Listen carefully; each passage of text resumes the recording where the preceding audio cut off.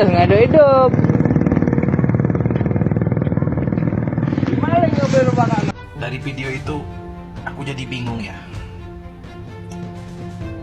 Satu sisi ada yang teriak-teriak kelaparan, satu sisi ada yang mencoba oknum-oknum ini menghadang bantuan. Satu sisi ada yang di media sosial teriak-teriak masalah listrik belum hidup. Sejak awal saya sudah bilang, ada operasi politik yang sangat masif di tengah upaya pemerintah menanggulangi bencana di Sumatera. Secara jelas kita bisa melihat bagaimana media sosial dipenuhi narasi yang secara konsisten mereduksi, mengecilkan, bahkan meniadakan peran pemerintah.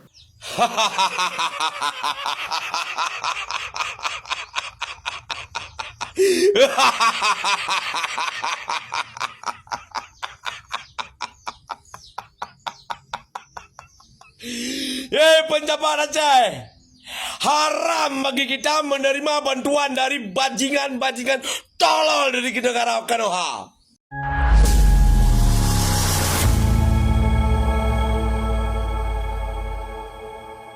Assalamualaikum warahmatullahi wabarakatuh, saudara-saudaraku sebangsa dan setanah air.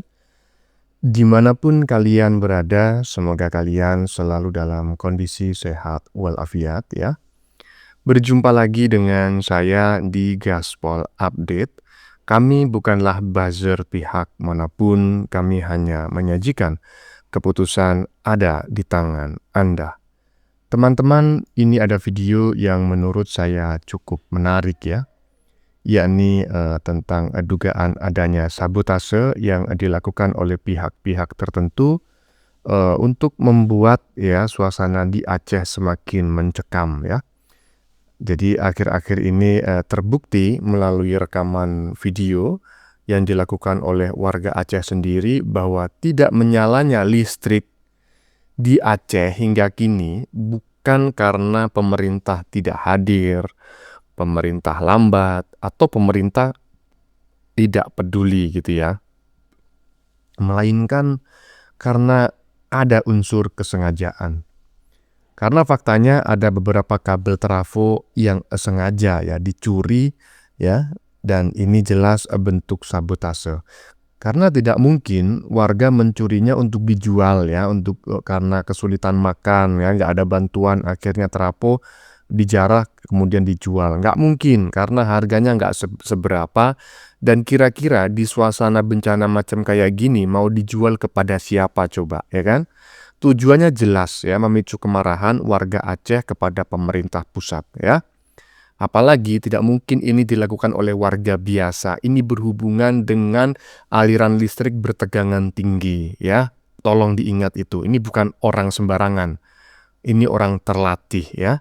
Selain itu teman-teman juga terungkap bahwa kabar yang selama ini menyebut bantuan dari luar negeri yang mau dikirim ke Aceh tertahan oleh bea cukai karena dikenakan pajak ya. Ternyata hoax belaka. Waduh, sabotase terus-menerus.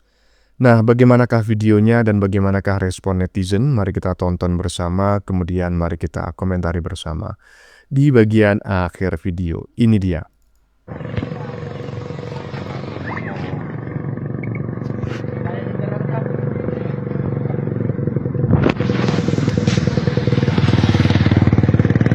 Pantes nggak ada hidup. Ya, ini fakta ya. Ini adalah rekaman video yang dilakukan oleh warga setempat, bukan settingan, bukan konten kreator. Ya kita lihat bareng-bareng, bukan trafonya yang dicuri, tetapi panel di gardu listrik ya, yang di situ terdapat trafo. Jadi panelnya, coba bayangin, kalau trafonya masih bisa dijual dengan harga cukup mahal ya, di rongsokan besi bekas masih tinggi tuh karena semuanya terbuat dari besi logam. Tapi kalau panelnya, coba bayangin ini berapa harganya dan siapa yang mau membeli. yakin ini tujuannya bukan untuk dijual, tapi sengaja untuk sabotase. Dan yang melakukan ini bukan warga biasa, karena ini gardu listrik bertegangan tinggi. Ngeri kali aku. Lanjut. Si maling ya rupanya. Mak gawat dah.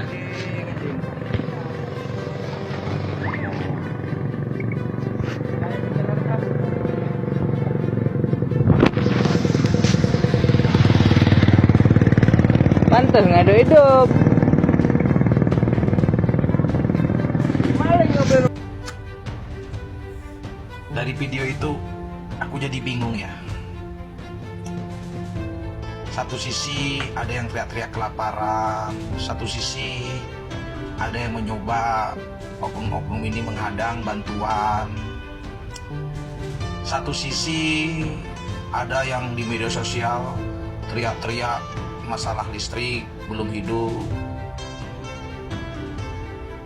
Satu sisi rupanya di Aceh ini malingnya juga kuat.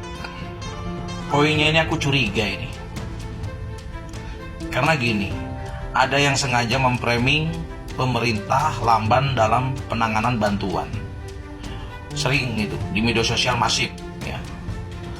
Lalu kita juga sering mendengar di media sosial ini, terutama TikTok, terkait masalah lampu. Banyak yang memframing belum apa. Cuman kok ini ada yang menghadang, ada yang mencuri. Kayaknya memang ada satu kesatuan dengan orang yang memframing dan para pelaku ini. Kayaknya ini memang sebuah manajemen yang sengaja mereka buat agar timbulnya konflik. Coba kawan-kawan komentar, benar nggak sesuai analisaku? Daerah Serambi Mekah agak lain manusianya, bantuan dihadang, ngeluh kelaparan nyalahin pemerintah. Kabel trafo dimaling, ngeluh listrik belum hidup nyalahin pemerintah. Ya, perlu saya luruskan ya. Jadi sebetulnya kalau ngelihat posisinya seperti ini bukan warga Aceh secara keseluruhan. Karena yang membuat video di bagian depan tadi juga warga Aceh yang merasa kecewa. Makanya tidak menyala, ternyata dimaling. Nah itu juga warga Aceh, artinya apa? Mungkin ada oknum atau segelintir orang ya yang memang warga Aceh yang memang ingin ya membuat suasana ini semakin keruh lah. Tetapi sekali lagi saya yakin sebagian besar warga Aceh itu baik-baik gitu loh ya. Orangnya itu santun, sopan ya. Cuma yang bacot-bacot di media sosial ini hanya ya hitungan jari aja, dan itu nggak bisa dijadikan menggeneralisasi warga Aceh seperti itu, karena orang jahat, orang baik di mana saja ada, nggak peduli suku, daerah dan negara ya, kurang lebih seperti itulah. Lanjut.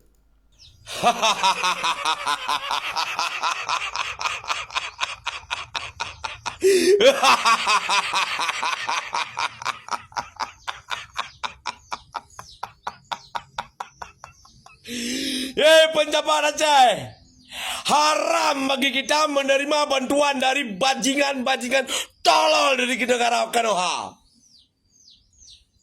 Haram bagi bangsa Aceh menerima bantuan dus kosong dari pemerintah pusat. Hei oknum-oknum yang tak bertanggung jawab, memang anda bajingan babi binatang.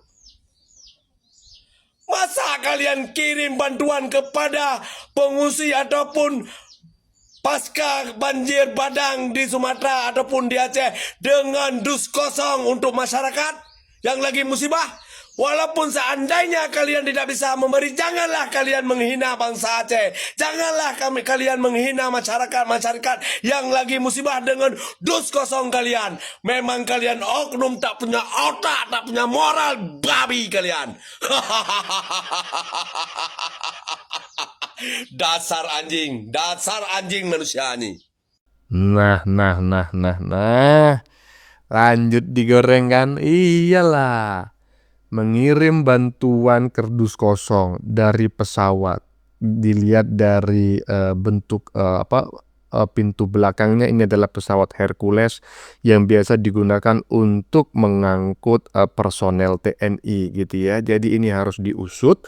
Kalau memang ini benar terjadi di Indonesia, ya, Karena kalau terjadi di Indonesia ini bentuk sabotase, karena saya yakin tujuannya adalah menciptakan opini publik bahwa pemerintah itu menipu, bahwa pemerintah itu segala macam terhadap rakyat Aceh yang saat ini dilanda bencana. Ini harus diusut teman-teman ya, karena saya yakin nggak mungkin pemerintah dengan sengaja seperti ini, apalagi direkam, coba bayangin ya.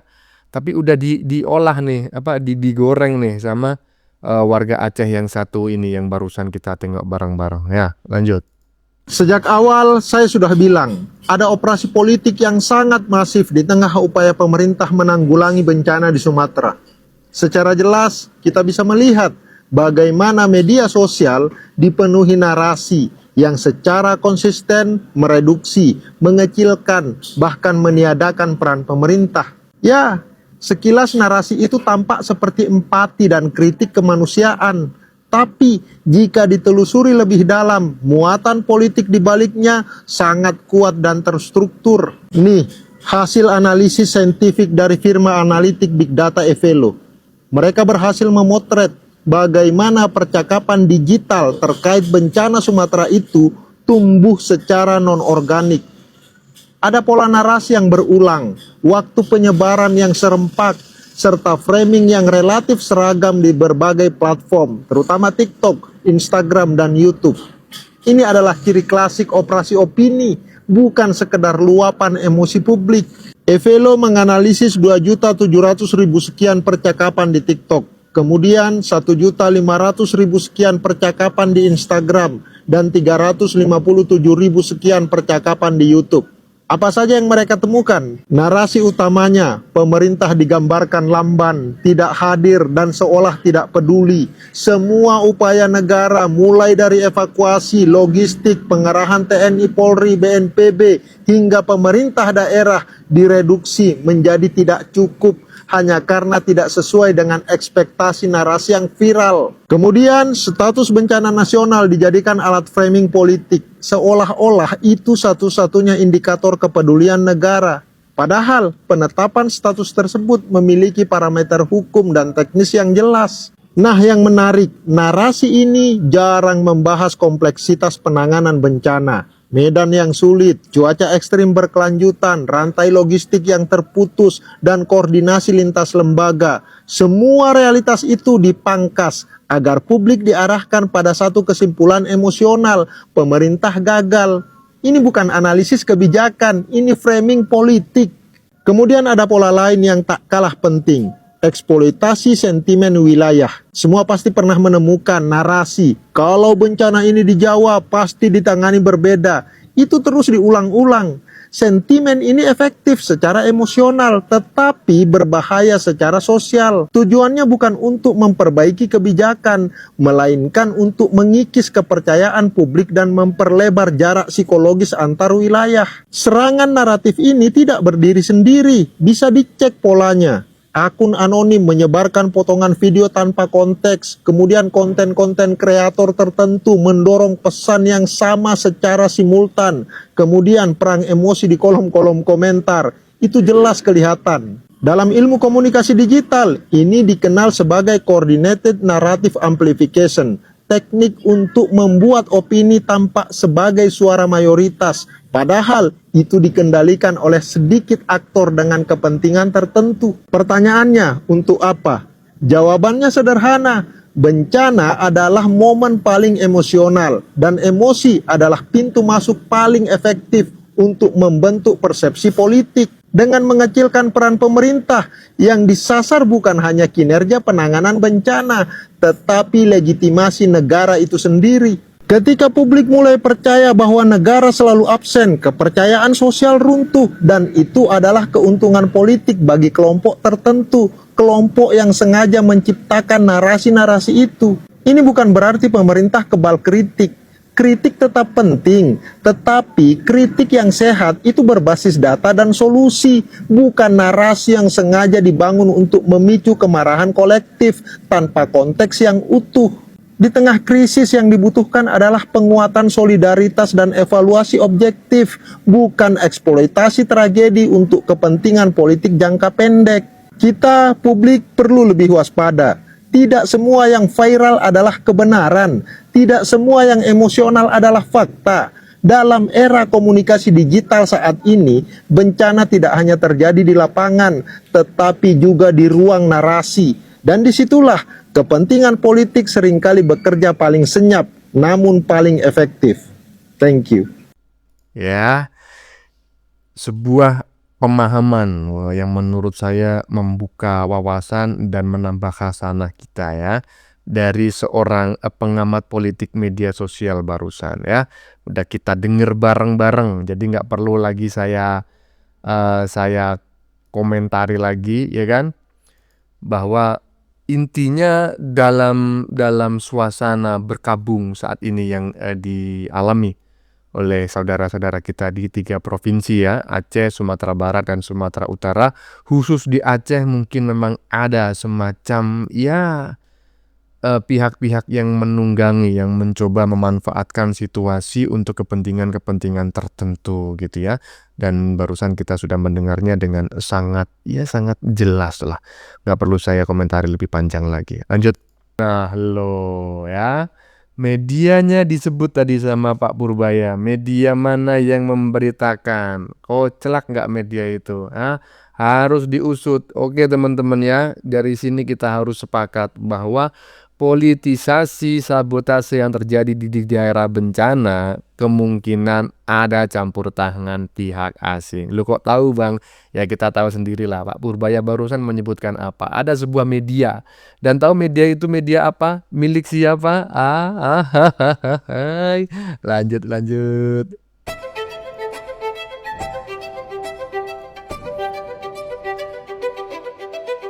Jadi gini, itu ada di TikTok tuh rame katanya orang keuangan pajak nggak ini bea cukai segala macam nggak ada hatinya katanya. Barang-barang bantuan buat bencana dipajakin juga, nggak ada seperti itu sebetulnya, asal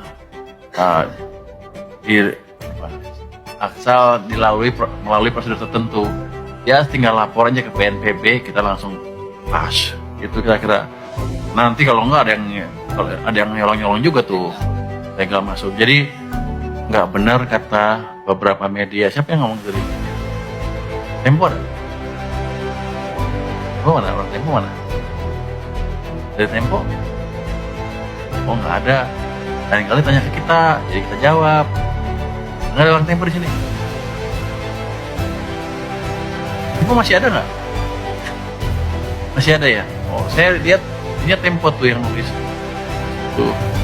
Jadi konfirmasi ke kita nggak majekin itu barang-barang itu. Asal ada prosedur, nanti dijelasin aja Pak ke itu BNPB, tegaskan lagi bahwa nggak ada pajaknya, asal dikatakan ini barang bantuan gitu kayak gitu. Nah ya, Mbak siapa namanya, Mbak Silviatan ya cuma senyum-senyum aja, tapi udah ditunjukin tadi di bagian depan ya. Media apa yang memberitakan? Diaspora ungkap bantuan bencana Sumatera dari luar negeri kena pajak. Diaspora. Nggak jelas nih siapa yang ngomong nih. Diaspora itu ada namanya. Iya kan? Yang menulis yang jelas adalah media Tempe. Dan sudah dibantah. Tahu sendiri kan? Iyalah nggak usah saya bahas jauh-jauh. Tempe goreng. Boleh kan? Boleh kan, biasakan verifikasi dulu sebelum publish artikel. Nih dicari Pak Purbaya. Rasain loh. Bagaimana menurut kalian? Keputusan ada di tangan Anda. Silakan tulis di kolom komentar, baik Anda yang setuju maupun yang tidak setuju dengan isi konten ini. Sebelumnya saya memohon maaf ya jika dalam penyajian konten ini ada kata-kata yang menyinggung, kurang tepat penggunaannya, atau ada data yang dianggap keliru atau salah. Saya memohon maaf yang sebesar-besarnya. Kita jumpa lagi di lain video. Salam NKRI.